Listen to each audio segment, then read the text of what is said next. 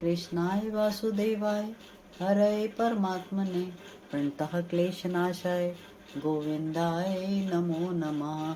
गिरिराज धरण की जय, द्वारकाधीश की जय, भगवान श्री कृष्ण चंद्र की जय। आप सभी भगवत जनों को सादर जय श्री कृष्ण।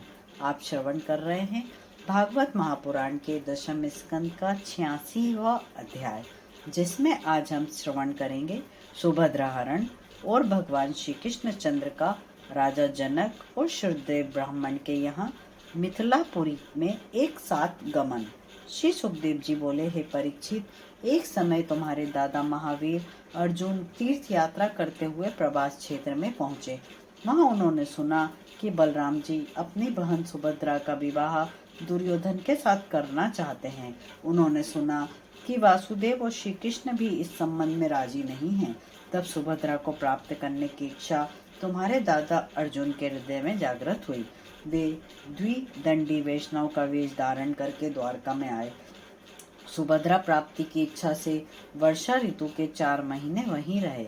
बलराम जी आदि उन्हें ना पहचान सके। एक दिन बलराम जी ने उनका निमंत्रण किया और उनको अपने घर भोजन कराने ले गए। अर्जुन ने बड़े प्रेम से भोजन किया। उस समय उन्होंने परम सुंदरी सुभद्रा को भी देखा। अर्जुन सुभद्रा को देखकर अति प्रसन्न हुए और उन्होंने उसको अपनी पत्नी बनाने का दृढ़ संकल्प किया। हे परीक्षित, तुम्हारे दादा अर्जुन भी साक्षात सौंदर्य की मूर्ति थे। सुभद्रा उन पर मोहित हो गईं। लजीली चितवन और मुस्कुराहट के साथ उनको देखने लगी और उन्हें पति बनाने का निश्चय किया। तब अर्जुन सुभद्रा हरण का अवसर ढूंढने लगे।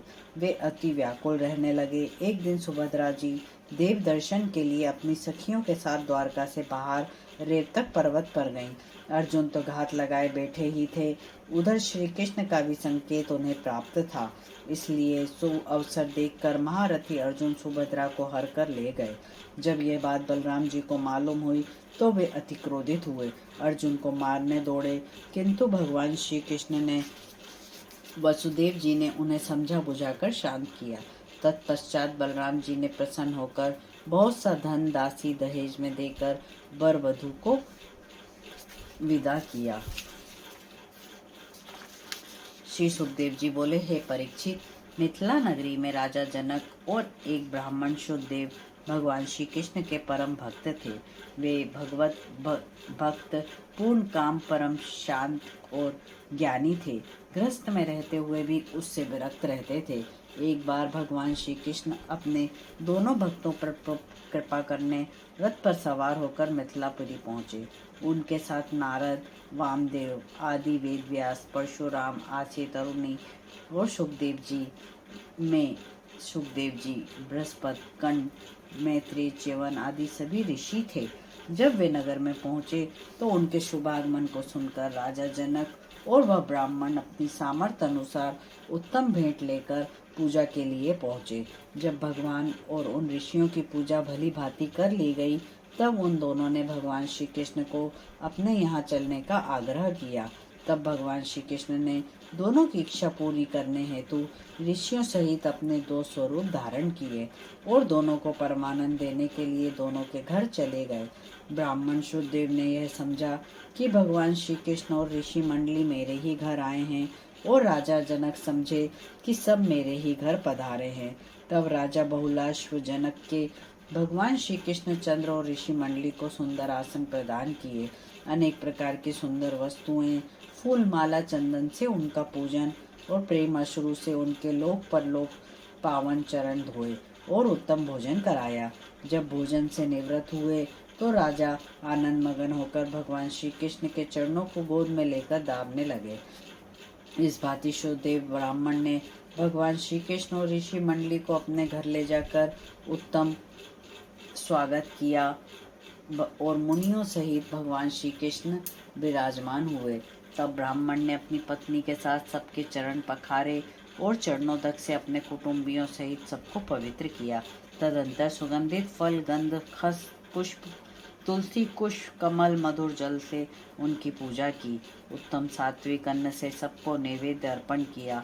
उस समय शुद्धदेव और उसकी पत्नी दोनों के हृदय का हर्ष अपार था। जब सब भोजन से निवृत्त होकर आराम से बैठे तो शुद्धदेव अपनी पत्नी बाल बच्चों सहित उनकी सेवा में लग गए। भगवान श्री कृष्ण के पैर दबाते इस प्रकार बोले, हे प्रभु, आप अव्यक्त और पृथ्वी, प्रकृति और जीवों से परे ब्रह्म स्वरूप हैं। आपने अपनी शक्तियों के द्वारा इस जगत की सृष्टि करके इस जगत में आत्म रूप से प्रवेश कर रखा है। आपने इस जगत की सृष्टि अपनी माया से इस भांति की है, जैसे सोया हुआ पुरुष स्वप्न अवस्था में अज्ञानवश अपने मन के द्वारा स्वप्न जगत की सृष्टि करता है और उस स्वप्न में वह अपने अनेक कर्म करता हुआ पाता है। उसी भांति आपने स्वयं अपने ही में अपनी माया के द्वारा इस जगत की रचना की है और इस जगत में प्रविष्ट होकर अनेक रूपों को धारण किया है। ये जितनी भी सृष्टि दृष्टि में आती है सब आप ही के स्वरूप हैं।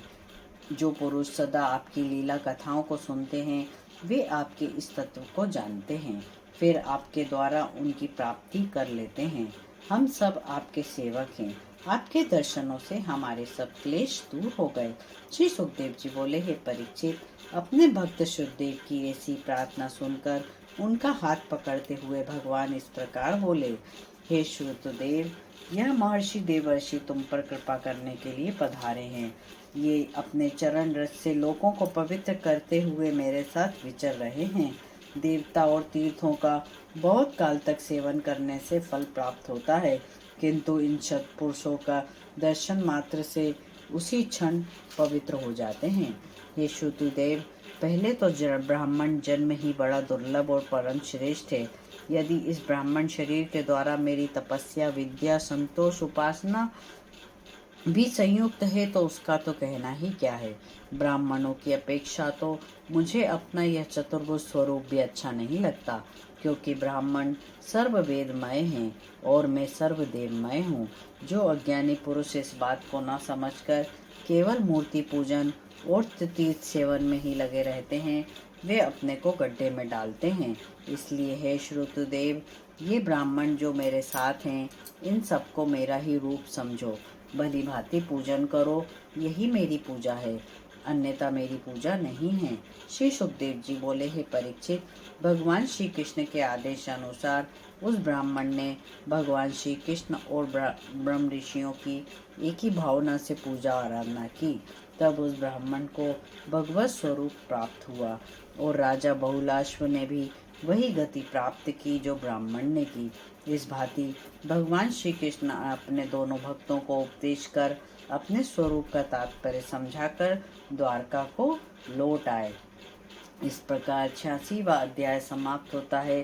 87वां अध्याय और उसमें देव स्तुति को कल हम विधि पूर्वक श्रवण करेंगे। कर्पूर गौरम कर्णावतारम संसार सारम भुजगेंद्रहारम सदा वसंतम हृदयारविंदे भवम भवानी सहितम नमामि। प्रेम से बोलिए जय श्री राधे, जय श्री कृष्ण।